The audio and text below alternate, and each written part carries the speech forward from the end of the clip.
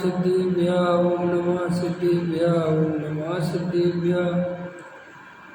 मंगलमय मंगले करन वीतराग विज्ञान नमो तार जाते भई हरहंता दीवान करे मंगल करे हुआ ग्रंथ करने के कार जाते मिले समाज सब आवे निज पद राज विद्या भावय अभाविति जो प्रगटे निज भाव सो जयवंत रहो सदा कहिए मोक्ष उपाय।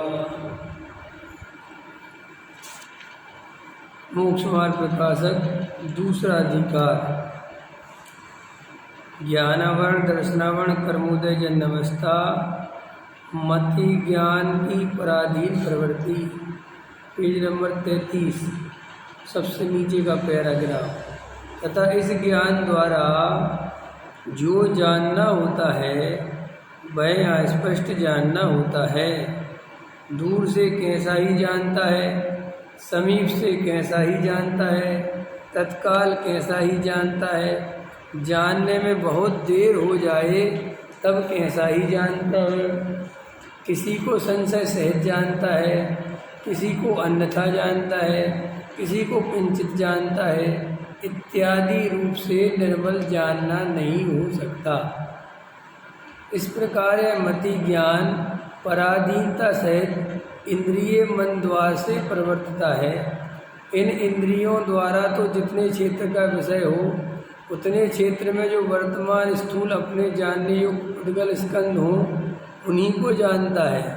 उनमें भी अलग अलग इंद्रियों द्वारा अलग अलग काल में किसी स्कंद के स्पर्शादिक का जानना होता है तथा मन द्वारा अपने जानने योग्य किंचित मात्र त्रिकाल संबंधी दूर क्षेत्र संबंधी अथवा समीप क्षेत्र संबंधी क्षेत्रवर्ती रूपी अरूपी द्रव्यों और पर्यायों को अत्यंत अस्पष्ट रूप से जानता है। सो भी इंद्रियों द्वारा जिनका ज्ञान हुआ हो अथवा जिसका अनुमान आदि किया हो उससे उस ही को जान सकता है तथा कदाचित अपनी कल्पना से ही असत को जानता है। जैसे स्वप्न में अथवा जागते हुए जो कदाचित कहीं नहीं पाए जाते ऐसे आकार आदि का चिंतन करता है और जैसे नहीं है वैसे मानता है। इस प्रकार मन द्वारा जानना होता है। सो यह इंद्रियों व मन द्वारा जो ज्ञान होता है उसका नाम मति ज्ञान है। ठीक है, अपन को कौन कौन से ज्ञान है? दो ज्ञान है, मति ज्ञान और शुद्ध ज्ञान। तो ये मति ज्ञान की प्रवृत्ति बता रहे हैं। मति ज्ञान इंद्रिय और मन के निमित्त से होता है तो वो कहते हैं कि सब स्पष्ट जानना इसमें नहीं होता है ना। कम जानना, ज़्यादा जानना, संशय सहित जानना, अन्यथा जानना इत्यादि रूप इसमें जानना होता है। स्पष्ट निर्मल जानना नहीं होता। ठीक है, अब देखो यहाँ पृथ्वी जल अग्नि पवन वनस्पति रूप एक इंद्रियों के स्पर्श का ही ज्ञान है। लट शंख आदि दो इंद्रिय जीवों का स्पर्श रस ज्ञान है। कोड़ी मकोड़ा आदि तीन इंद्रिय शंख जीवों को स्पर्श रसगंध का ज्ञान है। भ्रमर मक्षिका पतंग आदि चौ इंद्रिय जीवों को स्पर्श रसगंध वर्ण का ज्ञान है। मक्ष गाय कबूतर इत्यादि त्रियंच और मनुष्य देव नारगी यह पंच इंद्रिय हैं। इन्हें स्पर्श रसगंध वर्ण शब्दों का ज्ञान है। त्रियंचों में कई संगी हैं, कई असंगी हैं। बात संगियों के मनजनित ज्ञान है और असंगियों के नहीं है तथा मनुष्य देव नारकी संगी ही हैं। उन सबके मन जनित ज्ञान पाया जाता है। ये ठीक है, सब अपन जानते हैं। किसी को दो इंद्री तीन इंद्री सब अपने अपने हिसाब से है। सुख ज्ञान की पराधीन प्रवृत्ति। अब मति ज्ञान द्वारा जिस अर्थ को जाना हो उसके संबंध से अन्य अर्थ को जिसके द्वारा जाना जाए सो सुत ज्ञान है। अब सुत ज्ञान की प्रवृत्ति क्या चलती है? मति ज्ञान के द्वारा पहले अपन ने सामान्य जाना, फिर उसी को विशेष जानने को कहते हैं सुत ज्ञान। अब सुत ज्ञान वह दो प्रकार का है, अक्षरात्मक अनक्षरात्मक। जैसे घट, यह दो अक्षर सुने या देखे वह तो मति ज्ञान हुआ, उसके संबंध से घट पदार्थ का जानना हुआ सो सुत ज्ञान है। इस प्रकार अन्य भी जानना, यह तो अक्षरात्मक शुद्ध ज्ञान है। तथा जैसे स्पर्श द्वारा शीत का जानना हुआ वह तो मति ज्ञान है, उसके संबंध से यह हितकारी नहीं है, इसलिए भाग जाना इत्यादि ज्ञान हुआ सो शुद्ध ज्ञान है। इस प्रकार अन्य भी जानना यह अनक्षरात्मक शुद्ध ज्ञान है। वहाँ एक इंद्रिय आदि असंगी जीवों को तो अनक्षरात्मक ही शुद्ध ज्ञान है और संगी पंचेंद्रियों के दोनों हैं, यह शुद्ध ज्ञान है। सो अनेक प्रकार से पराधीन ऐसे मति ज्ञान के भी अधीन हैं तथा अन्य अनेक कारणों के अधीन हैं, इसलिए महापराधीन जानना चाहिए। ठीक है ना? ऐसी पराधीनता है कि साहब मति ज्ञान से जो चीज़ जानेगा उसी को शुद्ध ज्ञान जानेगा। ख्याल में है ना? माने मति ज्ञान किसके पराधीन है? इंद्रियों के, मन के, और इंद्रियों और मन के निमित्त से मति ज्ञान पराधीन है और मति ज्ञान के बिना शुद्ध ज्ञान नहीं होता, तो शुद्ध ज्ञान महापराधीन हो गया। ख्याल में है ना? इसलिए वो कहते साहब ये जो वर्तमान ज्ञान है, छह उपसम ज्ञान जिसे अपन कहते हैं, इससे अपने को कभी भी छोटा बड़ा नहीं मानना, इसका कभी अहंकार नहीं करना। लेकिन अज्ञानता में जरा सा छह उपसम ज्ञान किसी का ज़्यादा होता है तो उसे बहुत अहंकार हो जाता है। तो देखो उसकी क्या हालत है उस ज्ञान की जिसका अपन अहंकार करते हैं कि वो तो पराधीन है।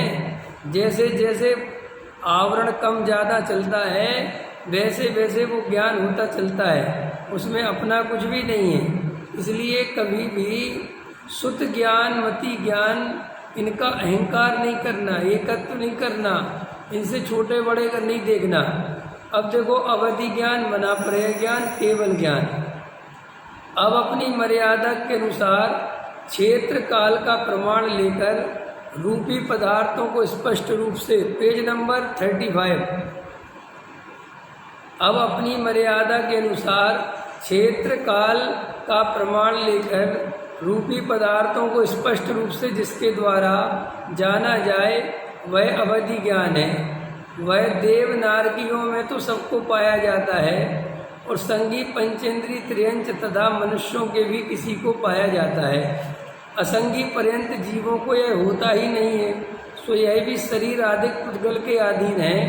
अवधि के 3 भेद हैं, देशावधि, परमावधि, सर्वावधि। इसमें थोड़े क्षेत्र काल की मर्यादा लेकर किंचित रूपी पदार्थों को जानने वाला देश अवधि है, सो ही किसी जीव के पाया जाता है। तथा परम अवधि, सर्वावधि और मन पर्याय ये ज्ञान मोक्ष मार्ग में प्रकट होते हैं। केवल ज्ञान मोक्ष रूप है, इसलिए इस अनादि संसार अवस्था में इनका सद्भाव ही नहीं है। इस प्रकार तो ज्ञान की प्रवृत्ति जानना। ठीक है? ये जो अवधि ज्ञान है ये तो नारकी और मनुष्य देवों को तो कंपलसरी होता है सभी को, और मनुष्यों में भी किसी किसी को हो जाता है। और बाकी उसके भेद करके समझाते कि मना पर्याय ज्ञान वर्तमान काल में, पंचम काल में किसी को नहीं होता। और देश अवधि भी वो हो जाता है, लेकिन परम अवधि और सर्वावधि, ये परम अवधि और देश अवधि क्या है? देश अवधि माने थोड़े क्षेत्र काल की मर्यादा, बस इतने से समझ लो 1 किलोमीटर के बाहर का जान लेगा, इससे ज़्यादा नहीं। और उसी टाइम उसका टाइमिंग भी है कि वो दोपहर में 2 बजे जानेगा। ख्याल में है ना? वो भी कितने बजे जानेगा तो ही जानेगा।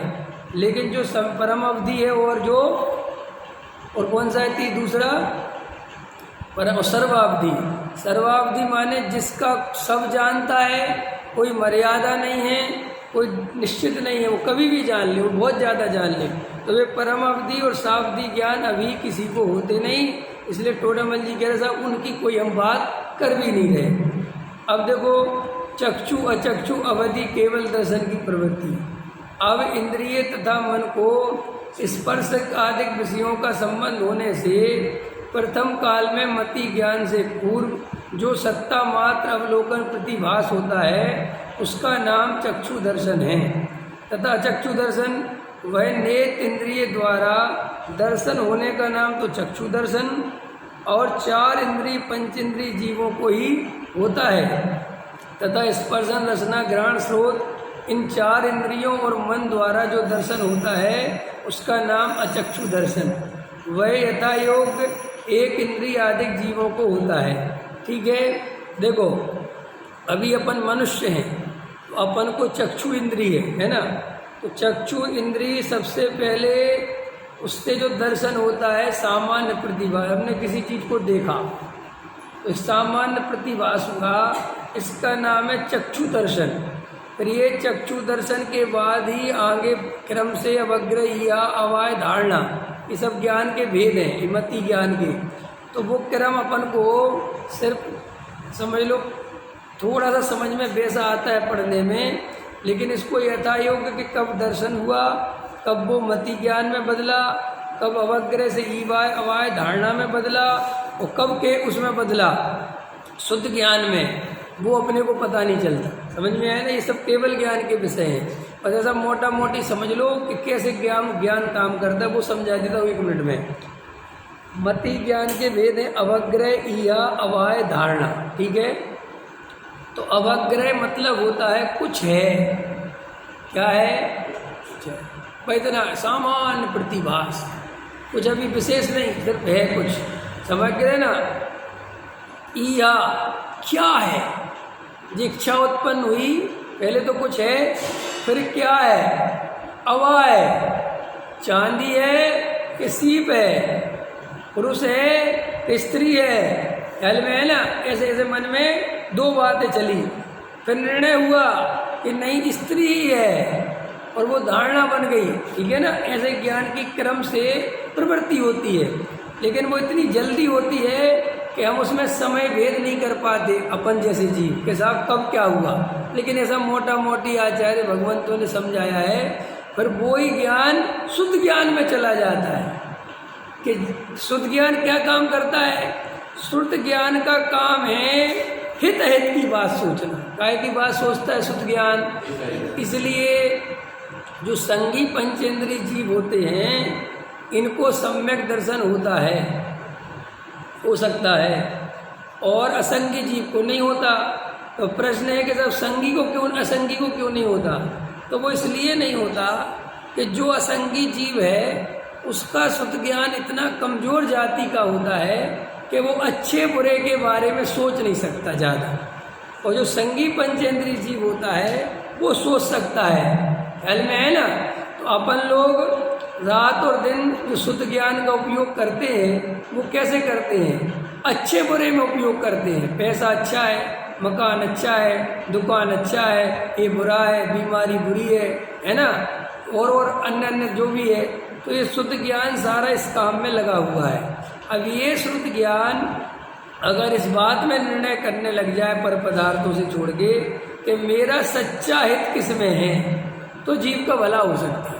इसलिए ये जो बाकी के ज्ञान हैं ये तो अपन को कोई लेना ही देना नहीं है। अपना तो ये जो वर्तमान में शुद्ध ज्ञान है और मति ज्ञान है, तो रात और दिन ये मति ज्ञान की और शुद्ध ज्ञान की प्रवृत्ति पर पदार्थ रूप हो रही है। रात और दिन पर पदार्थों के चक्कर में फंसा हुआ है। अब वो मति ज्ञान और शुद्ध ज्ञान, अगर ऐसा अमृतचंद आचार्य कहते हैं, मति ज्ञान और शुद्ध ज्ञान को मर्यादा में लेकर, आत्मानुभव की जब बात करते हैं अमृतचंद आचार्य समय सार में, तो टीका में ये कहते हैं कि मति ज्ञान और शुद्ध ज्ञान को मर्यादा में लेकर जो जीव तत्व विचार करता है, ये मर्यादा में लेकर क्या है कि अगर हम मर्यादा में ये पर पदार्थों में जानने देखने में लगे रहें, अपने स्वरूप की तरफ नहीं आए, तो ये समय चला जाएगा। इसलिए ज़्यादा पर पदार्थों को जानने की इच्छा भी हानिकारक है। ऐसा लगता है ना पूरी दुनिया जान लूँ, कहाँ क्या है, कहाँ क्या है, कहाँ क्या है, कहाँ क्या है। तो लोगों को लगता है कि ये तो ज्ञान का स्वभाव है जानना। ज्ञान का स्वभाव सहज जानना है, प्रवृत्ति पूर्वक जानना नहीं समझ में आया? अब इंग्लैंड में क्या है, सहज जानने में आ जाए तो आ जाए, लेकिन उसको प्रयत्न करना, उसके लिए एरोप्लेन की टिकट लेके भागो वहाँ कि क्या है। तो देखो सारी दुनिया में कितने लोग पर पदार्थों को जानने की इच्छा से जान गंवा देते हैं। ये कल्पना चावला मरी थी ना, है तो कैसे मरी थी? उसको पता था कि बहुत मुश्किल है कि लौट के आ पाऊंगी, समझिए ना, लेकिन अंतरिक्ष देखना है कि ऊपर क्या होता है। कितने वैज्ञानिक दूसरी पृथ्वी पे क्या हो रहा है, मंगल ग्रह पे क्या हो रहा है, एलियंस होते हैं कि नहीं होते हैं, इस खोज में रात और दिन लगे हैं कि नहीं लगे हैं। जिंदगी खपा देते हैं वो इसी काम में। तो ऐसा अपन को भी ज्ञान की ये मर्यादा समझ के कि जो सहज जानने में आ जाए, जो नहीं आए तो नहीं आए, उसको जानने के लिए ज़्यादा परेशान नहीं होना चाहिए। देखो अपन को गेयों को जानने की कितनी इच्छा होती है। जैसे किसी ने कहा मैं आपसे एक बात कहना चाहता हूँ, और वो चुप हो गया, उसने नहीं कही, तो क्या होता है, वो क्या कह रहे थे, अब वो कह के नहीं अभी बाद में कहो, अरे अभी कहो, इससे जो तुम कहते ही नहीं, अरे तो कोई बात नहीं कल कह दूंगा, नहीं अभी कहो। ये देखो कितनी इच्छा है जानने की, तो इसका दुख कितना है।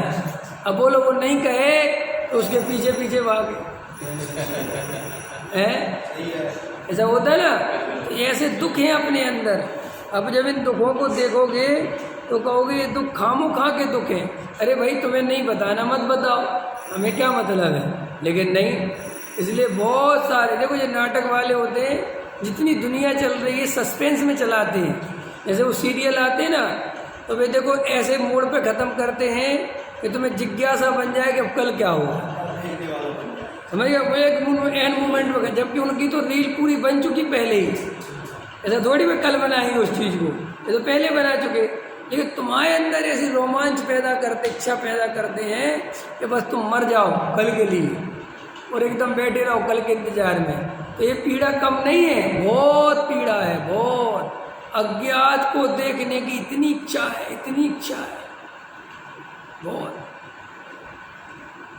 सड़े गले पदार्थों को देखते हैं। आप विश्वास नहीं करोगे, ये जो वन विभाग वाले हैं ना, ये जो इस टाइप के ये त्रियंचों पे जो रिसर्च करते हैं, तो त्रियंचों की उसकी गंदगी का मल का अब वो करते हैं, उसी में लगे रहते। लाइब्रेरी किसका मल है, शेर का है, शेरनी का है, चीते का है, किस जानवर का है, वो लगे हैं रिसर्च करने बेचारे। अब तो क्या मिलने वाला है इन सब चीज़ों से। लेकिन ऐसे ही है जीवों की इच्छा है।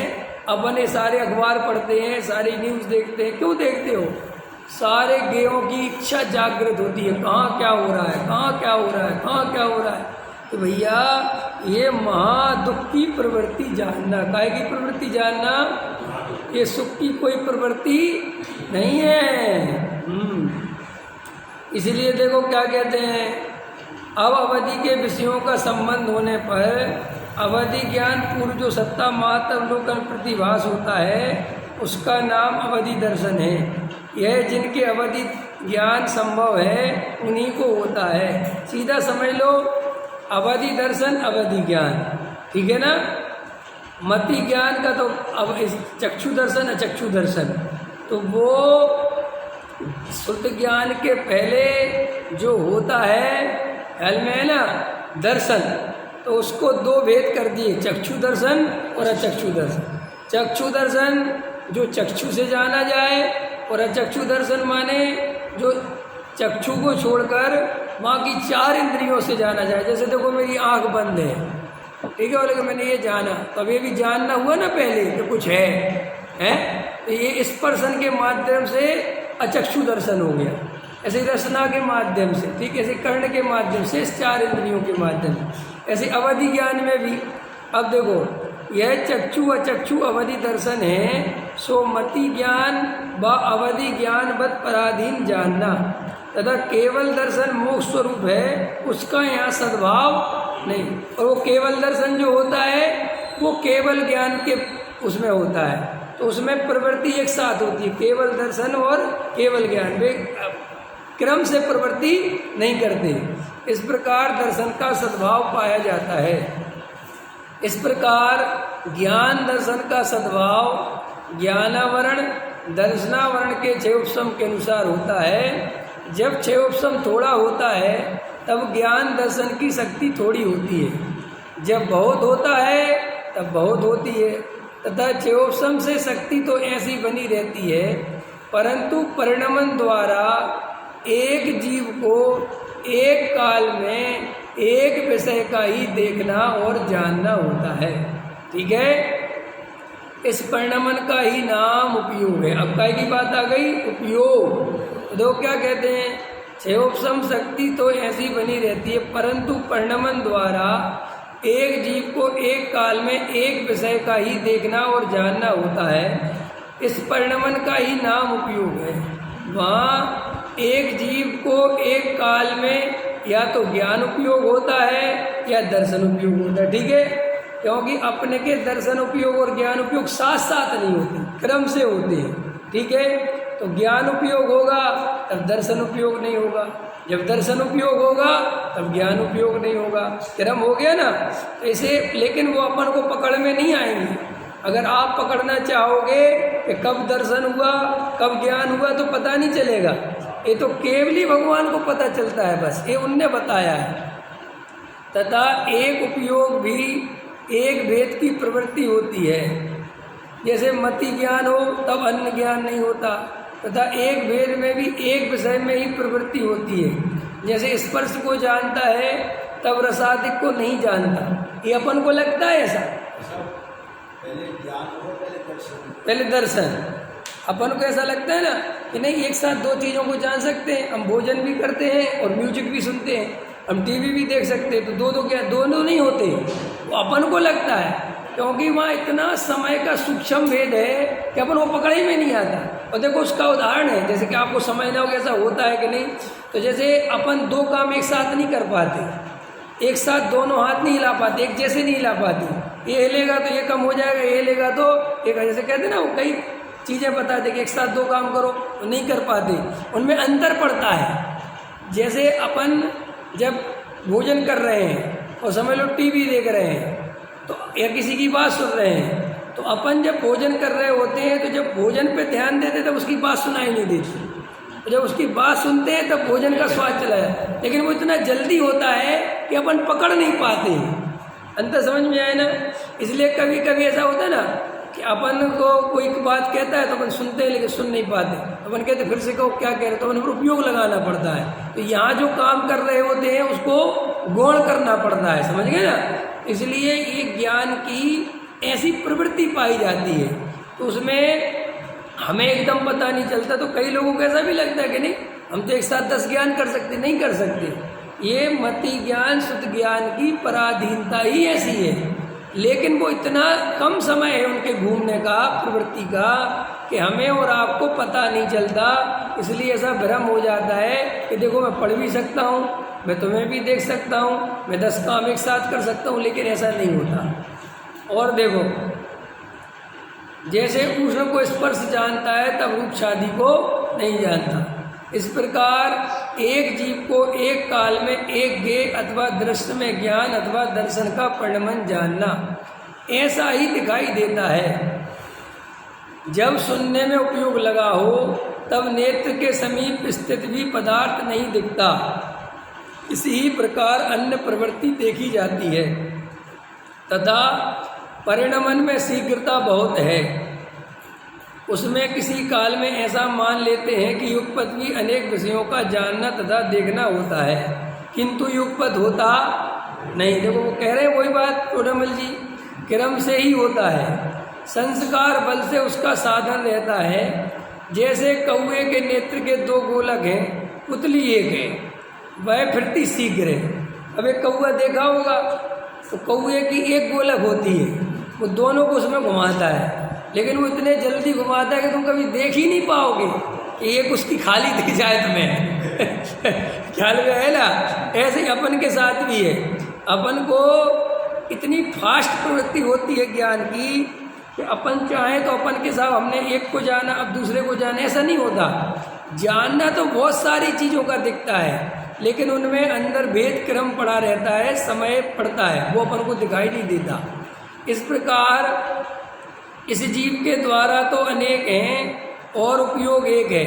वह फिरता शीघ्र है, उससे सर्व द्वारों का साधन रहता है। उपयोग की प्रवृत्ति बहुत फास्ट है, बहुत फास्ट। देखो अपने अंदर कितने सारे विकल्प चलते हैं, एक के बाद एक, एक के बाद एक, एक के बाद एक, एक के बाद एक, एक के बाद। देखो उपयोग कितने फास्ट काम करता है। ये भी जानेगा, वो भी जानेगा, इसको भी जानेगा, उसको भी जानेगा, उपयोग अंदर भी जानेगा। ऐसे चलता है नहीं चलता।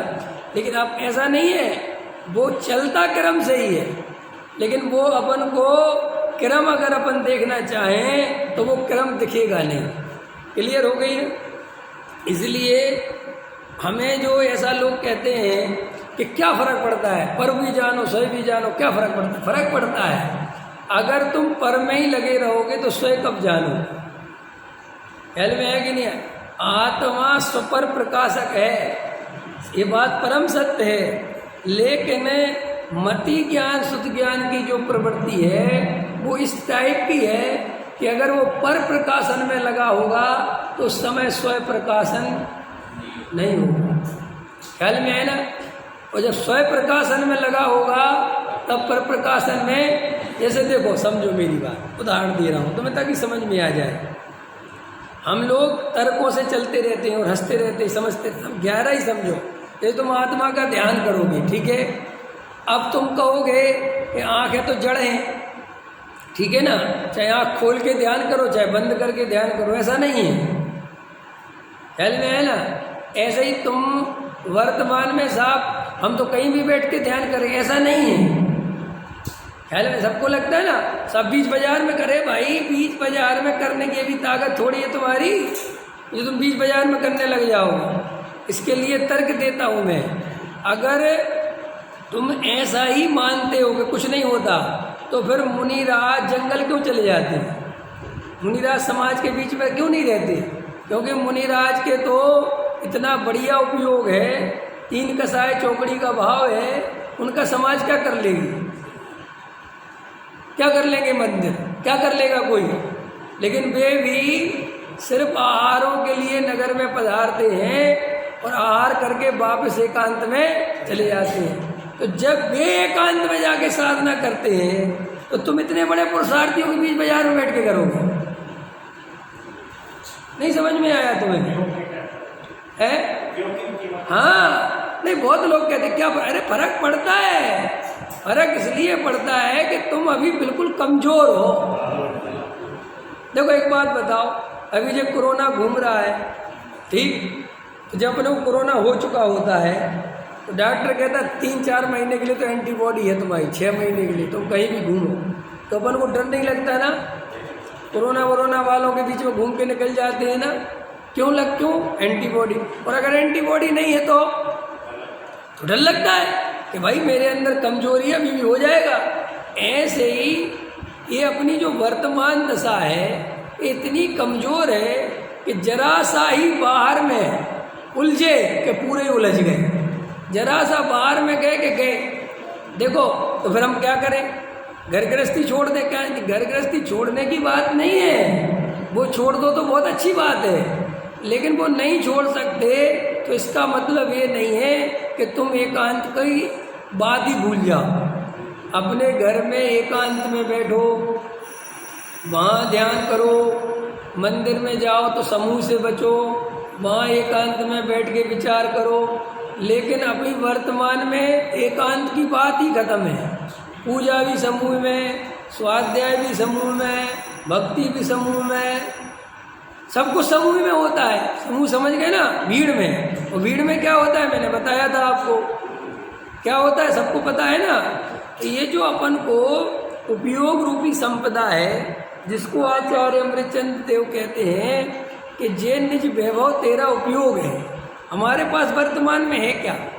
ये रुपया पैसा मकान दुकान तो पर पदार्थ है, जड़ है। जीव के पास क्या है? उपयोग है, और वो उपयोग काहे में बर्बाद कर रहे हैं आप। तो इसलिए रात और दिन उपयोग को बचाना चाहिए। इसलिए तुम्हें अपने अंतरंग की खबर भी जब पड़ेगी, कैसे पड़ेगी अपने अंतरंग की खबर?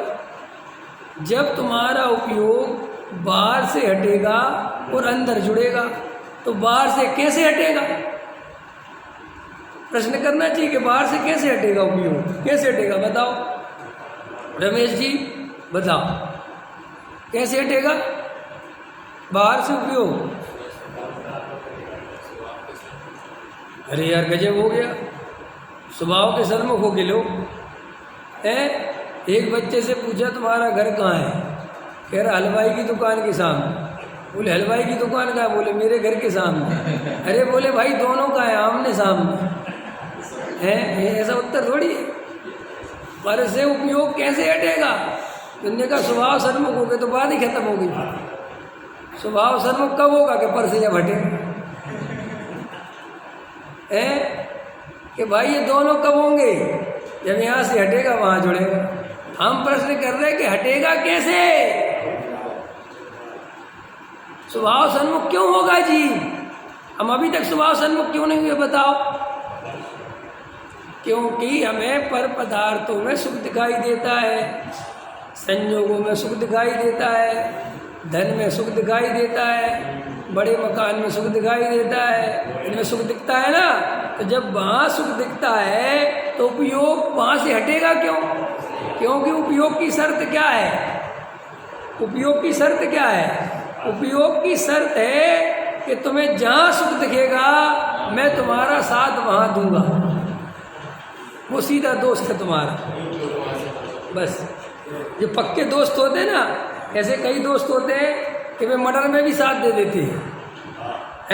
अपन अखबारों में पढ़ते हैं कि साहब उसने मर्डर कर दिया, तो साथ में कौन था? कि उसके 4 दोस्त थे और उनने प्लानिंग करी, दुश्मनी इसकी थी।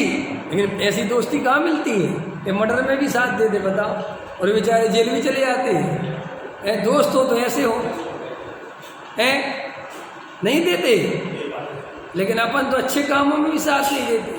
तो ऐसे ही उपयोग जो है वो ऐसा है, वो कहता है तुम्हें जहाँ सुख दिखेगा, अगर चोरी में सुख दिखेगा तो चोरी कैसे की जा सकती है, मैं तुम्हें उसमें साथ दूंगा। इसलिए चोर का दिमाग देखो कितना तेज चलता है, चोरी करने में चलता है कि नहीं चलता? हाँ, जिसको जहाँ सुख दिखेगा तो तुम्हें, जिनको ये प्रश्न रहता है ना मन में कि हमारा उपयोग, अरविंद जी का रहता है कि हमारा उपयोग अंदर क्यों नहीं लगता, रहता है ना, सबका ही रहता है। हमें अंदर क्यों नहीं जाता उपयोग? हमें आत्मानुभव करने के भाव क्यों नहीं बनते? हमें शुद्ध उपयोग का भाव क्यों नहीं बनता? हमें वेद ज्ञान का भाव इसलिए नहीं बनता कि आत्मा से सुख मिलेगा, आत्मा में ही सुख है, ये निर्णय नहीं हुआ। बराबर हो गई? तो फिर साहब ये निर्णय नहीं हुआ तो हम आत्मा की बात क्यों सुनते हैं? हम मंदिर क्यों आते हैं? प्रश्न करना चाहिए ना। इसमें 2 कारण हैं। एक तो परंपरा से आते हैं, कैसे आते हैं, और एक देखा देखी आते हैं, और तीसरी बात ये सोच के आते हैं कि ज़्यादा संसार में नहीं लगो ना, पता नहीं क्या होगा, थोड़ा थोड़ा धर्म भी करते रहो, बैलेंस। जैसे कई लोग 10 लाख कमाए तो 50,000 मंदिर में दिया है। उनसे पूछा क्यों दिया है? बोले साहब इतना कमाया तो 50,000 मंदिर में भी तो देना चाहिए, ताकि पाप और पुण्य में बैलेंस बना रहे। समझिए, जैसे हिंदू होते ना, वो वहाँ जाते नहाने के लिए गंगा में, उनसे कहूँ तुम साल टू साल क्यों जाते हो? तो वो कहते साल भर में जितने पाप हो गए गंगा मैया सब धो देती है ना। ऐसे अपन के यहाँ भी अपन भी धुलवाते हैं पाप, ऐसा थोड़ी कोई धुलवाते हैं। अपन साल भर में का शांति विधान करवा दिया, 51,000 मंदिर में दिया है, 21,000 दिया है, 1 लाख दिया है, 10 लाख दिया है। ज़्यादा पैसा हो गया तो 100 धर्मिंद बन गए, ज़्यादा पैसा हुआ तो एक आध प्रतिमा विराजमान, और ज़्यादा हुआ तो एक मंदिर बनवा दिया है। अभी एक में कहीं जाना हुआ तो वो बता रहे मेरे को, देखो इसमें लिखा है मंदिर बनवाने से लिखा है तो गारंटी से वो आदमी 3-4 भाव में मोक्ष जाता है। हाँ जैन साहब सही कह रहा हूँ, एक बनवा लो तुम। अरे बहन जी एक आध तुम बनवा लो, सही कह रहा हूँ मैं, मोक्ष की गारंटी। और आगम में दिखाया उनने मुझे लिखा हुआ, दिनेश जी सच कह रहा हूँ, मूल में पढ़ाया मेरे को संस्कृत में। बताओ अब क्या करें, बताओ। अब बेचारा वो माने कि नहीं माने, तुम तो कहते हो आगम की मानो, आगम में जो लिखा मानो, और संस्कृत में लिखा ऐसे भी नहीं, पंडितों का लिखा, हिंदी में नहीं लिखा, संस्कृत में। अब क्या करोगे, बनवाओ मंदिर, और अगर बेटा नहीं बनवा पाए तो तुम्हारा तो मोक्ष रह जाएगा। हैं जाके उसको बता दो अंबानी को 10-20 मंदिर बनवा देगा, तुरंत ही मोक्ष पहुंच जाएगा, क्योंकि इसमें तो बहुत पैसा है। बहुत बना ही रहे ना, बहुत अभी तक ऐसे सोच के बने, तुम क्या सोच रहे हैं?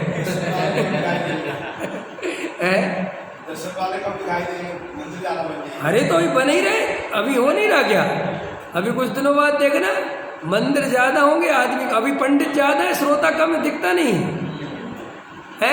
और अभी तो पंडितों की फौज चल ही रही है, बढ़ती चली जा रही है। एक दिन तो एक श्रोता पे 5-5 पंडित होंगे, और एक श्रोता को घेर के खड़े होंगे, कहेंगे तू मेरी सुन, वो कहेंगे तू मेरी सुन। तो भाई क्या करें बताओ। भाई ये चिन्हवाणी में जो कुछ लिखा है, ये जितने भी कथन आते हैं, एक तो ये व्यवहार के हैं एक बार, और अधिकतर मिथ्या दृष्टियों के द्वारा लिखे गए हैं। ये बहुत खतरनाक, क्योंकि व्यवहार तक तो सबको ठीक लगता है, लेकिन मिथ्या दृष्टियों ने लिखे हैं, ये बहुत घबराहट देता है ख्याल में। लेकिन वास्तविकता है, अगर कोई ध्यानी धर्मात्मा होता तो वो इतनी अकेली बात नहीं लिखता, वो साथ में लिखता कि मंदिर बनवाना बहुत अच्छी बात है, बहुत प्रभावना का काम है, लेकिन निज आत्मा के भान के बिना मोक्ष नहीं होता। ये वो साथ में लिख के जाता ही लाए, वो इतना लिख के छोड़ के नहीं जाता। अगर ज्ञानी होता तो कैसे छोड़ के जाता, कैसे? तुमसे ही मैं कहता हूँ, तुम्हें आत्मा का ज्ञान हो जाए, तुम्हें वेद ज्ञान की, तुम इतनी बात अकेली लिख के छोड़ जाओगे क्या? पूरी लिख के जाओगे कि नहीं ये व्यवहार से है? हाँ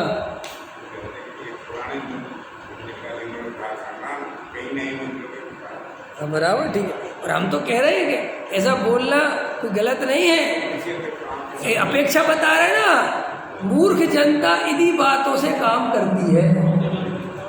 अगर ईमानदारी से बोलो कि कुछ नहीं होता जीर्णोद्वार से, बस अच्छी बात है कि अच्छा मंदिर बनवाओ, बढ़िया बात है, इतनी सी बात है, तो कौन मानेगा बोलो? आइए मैं तुमसे कह दूँ अभिषेक से कुछ नहीं होता, ये तो सामान्य बात है। भगवान की प्रतिमा की साफ सफाई है, तुम्हारे 50% भाव गिर जाएंगे। अच्छा साफ सफाई बस है, इससे ज़्यादा कुछ नहीं होता, तो छोड़ो भाई, पहुँच जाए 5 बजे उठ के। इसलिए कहना पड़ता है इससे साथी से पुण्य बनता है, महान पुण्य बनता है, क्योंकि वे जानते हैं कि ये आम पब्लिक को इतनी बढ़ा चढ़ा के बात नहीं कहेंगे तो ये करने वाला नहीं है कुछ। अब जिनवाड़ी की इतनी महिमा करी, इतनी महिमा करी, तब तो तुम शास्त्रों को संभाल के रखते हो। अगर वे कहते थे कुछ नहीं, सामान्य बात है, पुस्तक इसमें क्या है, तो तुम फिर जैसी बाकी की पुस्तकों का हाल करते हो वैसे इनका करते। तो फिर साहब ये सब एक व्यवस्था है, इसका धर्म से कोई लेना देना नहीं। जैसे अपन दुनिया में कोई भी काम करते हैं तो उसको बढ़ा चढ़ा के करते हैं ताकि लोग उसको जुड़े करें, ऐसे ही हर चीज उसको बढ़ा चढ़ा के ये वो ख्याल में है ना। अब अपन देखो अपने यहीं पे ये चित्र नावरण करता है, ये चित्र नावरण करता है, इनके 1000 रुपये ले लेते कि नहीं, चित्र नावरण करता है। अभी सब अपन को पता है यार, ये सब व्यवस्था है पैसे की इकट्ठ, इससे कोई मतलब तो नहीं है। ऐसा तो नहीं कि तुमने टोडामल जी का चित्र नावरण कर दिया तुम टोडामल जी बन जाओगे, ऐसा तो नहीं है ना। कुंद कुंद का कर दोगे तो कुंद कुंद बन जाओगे, ऐसा तो नहीं है। फिर लेकिन तुम दोगे नहीं ना, हम कहे ऐसे ही दे दो, 51,000 लाओ, कौन देगा?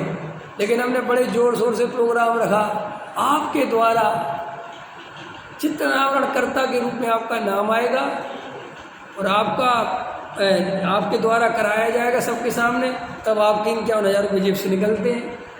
तो ये संसार का स्वरूप ऐसा है।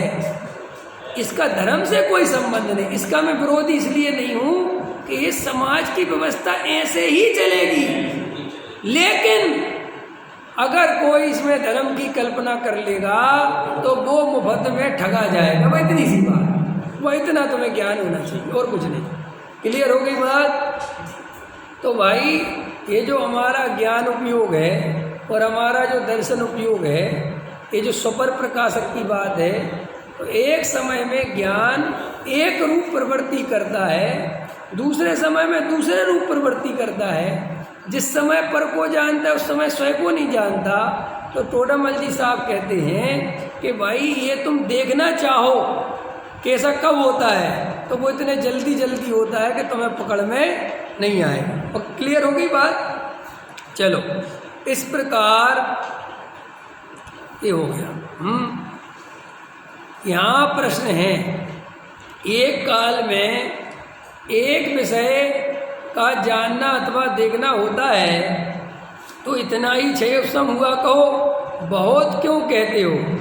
और तुम कहते हो कि क्षय उपशम से शक्ति होती है, तो शक्ति तो आत्मा में केवल ज्ञान दर्शन की भी पाई जाती है। समाधान, जैसे किसी पुरुष के बहुत ग्रामों में गमन करने की शक्ति है तथा उसे किसी ने रोका और यह कहा कि 5 ग्रामों में जाओ, परंतु एक दिन में 1 ग्राम को जाओ, वहाँ उस पुरुष को बहुत ग्राम जाने की शक्ति तो द्रव्य की अपेक्षा पाई जाती है। अन्य काल में सामर्थ्य हो, परंतु वर्तमान में सामर्थ्य नहीं है, क्योंकि वर्तमान में 5 ग्रामों से अधिक गमन नहीं कर सकता, तथा 5 ग्रामों में जाने की पर्याय अपेक्षा वर्तमान सामर्थ्य रूप शक्ति है, क्योंकि उनमें गमन कर सकता है, तथा व्यक्तता एक दिन में 1 ग्राम करने की है। समझ, कितना बढ़िया उदाहरण दिया टोडामल, समझ में आ गया होगा, सरल है।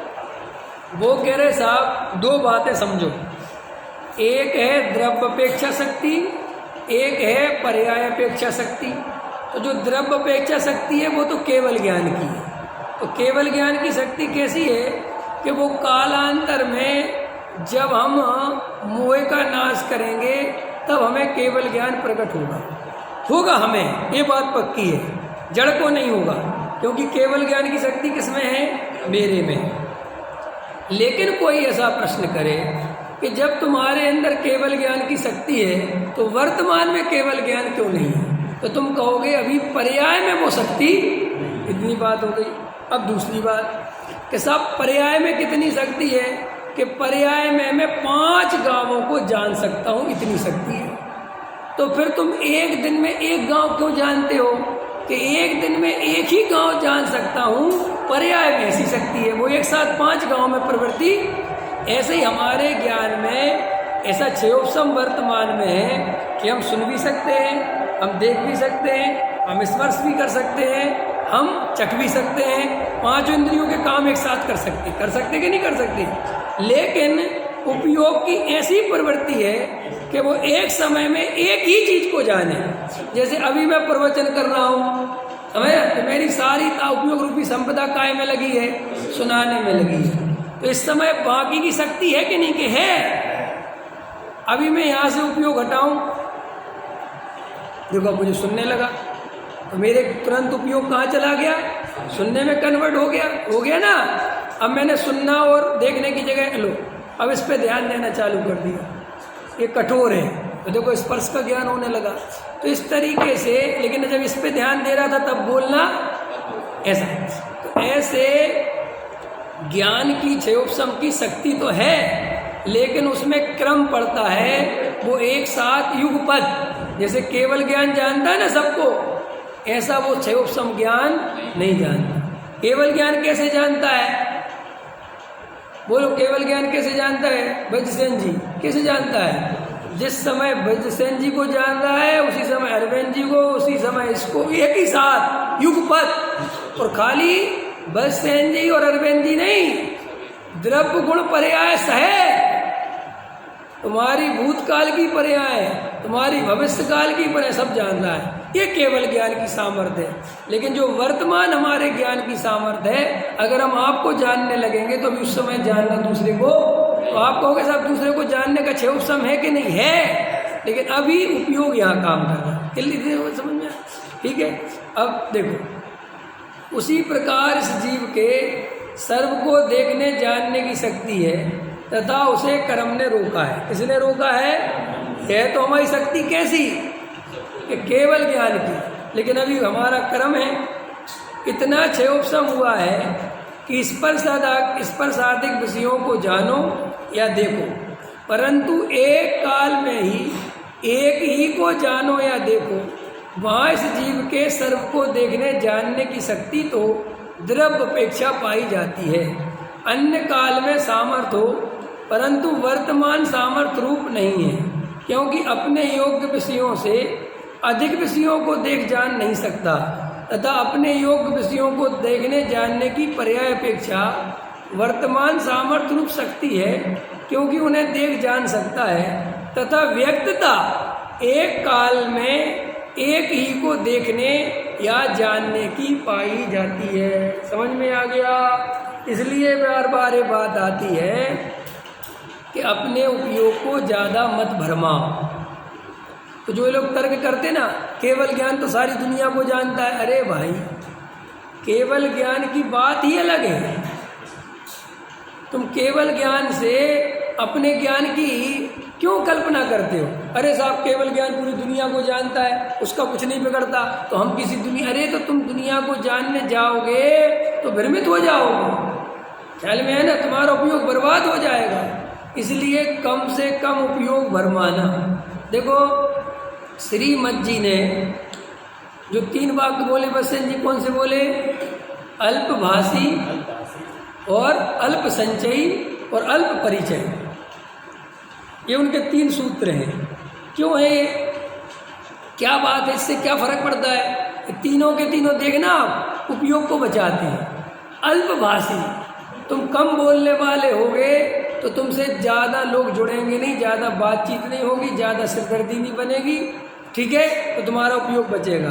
अल्प संचयी, अगर तुम्हारी कम जोड़ने की प्रवृत्ति होगी तो अपने आप ही तुम्हारा उपयोग बहुत बचेगा, क्योंकि ज़्यादा उपयोग काय में जा रहा है? ज़्यादा जोड़ने में। और अल्प संचय, अल्पभाषी और अल्प परिचय। परिचय कम से कम, दुनिया का परिचय, ज़्यादा परिचय मत रखो।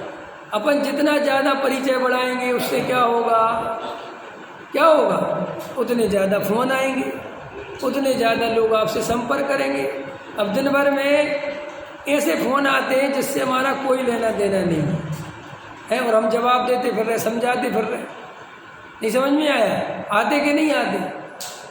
पहले ये शोक सभा होती थी ना, अभी भी होती है वे तो मैं शोक सभा में जाता था ना, तो जैसे अब किसी के अपने आपसदारी में हो गया चला गया, आपसदारी में हो गया चला गया। अब 2-4 में गए तो भैया, जब 2 में गए तो परिचय कितनों से हो गया? 200 से। अब 200 से परिचय हो गया तो सबको लगता है यार इस पंडित को बुलाया तो बढ़िया हो गई सभा। शोक सभा भी बढ़िया होनी चाहिए ना, A1 क्वालिटी की, भले ही मरा है आदमी, है कि नहीं? तो फिर देखो क्या होता है कि अब वो तो मरने तो हैं ही रोज देखने के घर में। हाँ विवेक जी, हाँ बोलो भैया। अच्छा सुनो, कल 10 बजे यार हमारे घर में वो शांत हो गए, आप पहुँच जाना। अब यह तो मरा है तो पहले तो एक, अरे भैया बहुत गलती हो गई, बहुत अच्छे थे, फलाना था। अभी एक बोलो व्यर्थ में, लेना है कि ना लेना तो ठीक। अब दूसरी बात, जाओ तो मैं उस आदमी को तो जानता नहीं जो मरा, अब कहते उसकी तारीफ करो, नहीं सब उसके बारे में बोलो। अच्छा मैं बोलूँ क्या? अच्छा जब मुझे कुछ पता हो, मेरे को कुछ पता ही नहीं, मेरे को लेना देना नहीं है। और फिर इतने से बात नहीं चलती, हमारे पूरे कुनबे का नाम लो, सबको बता। अब पता चला कि 2-4 करी तो ये तो झड़ी लग गई, नहीं समझ में आया। अब अपन को पैसे लेने हो, 2151 का लिफाफा लेना हो तो दुकानदारी अच्छी है, अब लेना तो कुछ भी नहीं और उपयोग भयंकर बर्बाद। तो क्या करना चाहिए कि अब मैं क्या करता हूँ, सीधा फ़ोन आता है, बहुत ही ज़्यादा अपने हो बिल्कुल ही तो ठीक है पहुँच जाएंगे। जो ऐसे सामान्य आदमी का आया जैसे अपना कोई लेता तो तुरंत कहता मैं तो आउट ऑफ स्टेशन काम ही खत्म। अब भैया क्यों, अब कोई कहे तो गलत बात है, तो मायाचार है। बात मायाचार नहीं, ये उपयोग चला जाएगा मेरा व्यर्थ में।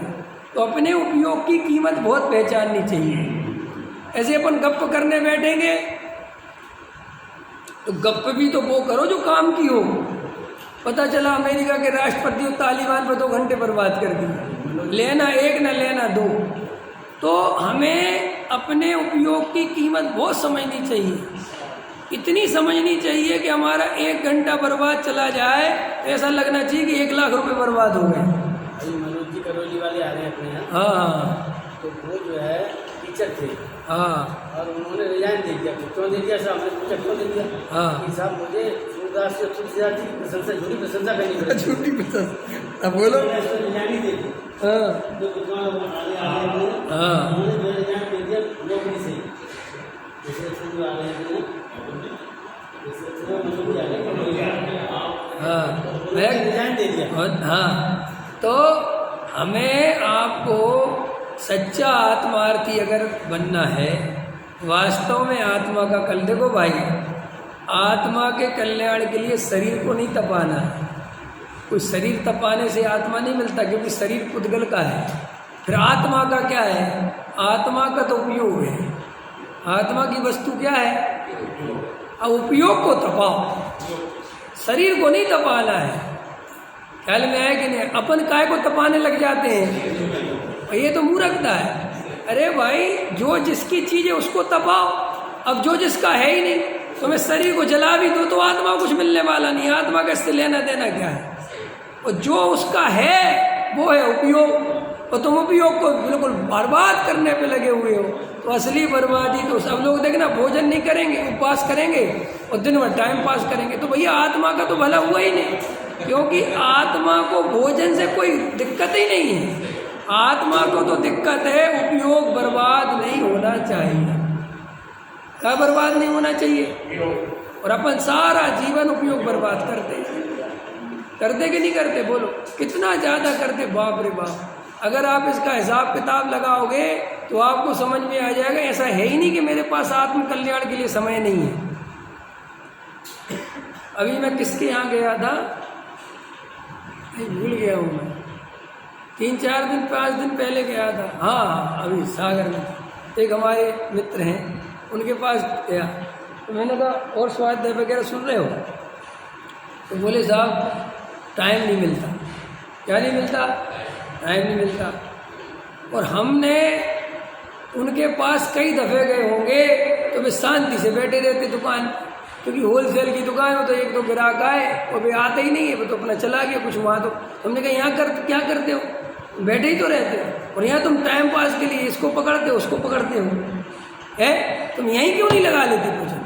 तो कहने लगे ये तो हमने कभी सोचा ही नहीं कि दुकान पे ही प्रवचन सुना जा सकता है। हमने क्यों नहीं सुना जा सकता? तुम यहाँ शांति से बैठ के ईयरफोन लगाओ, शांति सुनो, कोई आ जाए शांति से रख दो, बोलो भैया तुम्हारी सुन लेते। जब हमारे भूधरदास जी, जब हमारे दौलत राम जी, ये सबके सब उदाहरण पढ़ने को मिलते हैं कि वे बेचारे वहीं काम करते थे और जनवाणी वहीं पढ़ते रहते थे।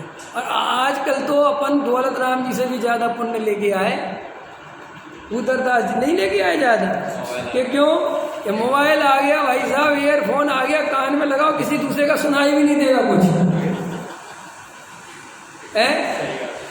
वे मेट्रो में जाते हैं लड़के, ये पढ़ने लिखने वाले नौकरी वाले, तो जैसे मान के चलो यहाँ से उसको गुड़गांव जाना है तो मैं सीधा बैठेगा, वो कश्मीरी गेट भी चेंज करेगा, तो कश्मीरी गेट पे चेंज करनी है उसको 15 मिनट में, और वहाँ से उसको सीधा बैठे रहना, कहीं उतरना नहीं, कोई विकल्प नहीं। तो उनने ऐसा लगाया ईयरफोन, अब चाहे वो फिल्म लगाए चाहे प्रवचन लगाए, वो उनका मैटर है, लेकिन भाई ऐसा लगाते हैं और बिल्कुल आँख बंद करके पूरे गुड़गांव तक शांति से जाते और बढ़िया समझ। तो हम नहीं कर सकते क्या ऐसा? वे संसार बढ़ाने के लिए इतने अग्रसर हैं, तो हम संसार घटाने के लिए नहीं हो सकते? हम प्रवचन सुनो, शांति से बैठ के भेद ज्ञान करो। कहीं अपन को ट्रेन में कहीं भी जाना, आपको पता है 8 घंटे कुछ नहीं करना, शांति से प्रवचन लगाओ, सुनो, खूब बढ़िया। लेकिन अपन को समझ नहीं आता, क्यों? क्योंकि हमें धन बर्बादी तो बर्बादी लगती है, लेकिन उपयोग की बर्बादी नहीं लगती। क्यों? क्योंकि उपयोग की हमें कीमत ही नहीं पता और धन की हमें कीमत पता है। इसलिए धन 2 रुपये खर्च करने पर भी 10 दफ़े सोचता है और उपयोग चाहे जितना बर्बाद होता रहे कोई सोचता ही नहीं कि असली माल तो यही है। ठीक है, विचार करो। सहजानंद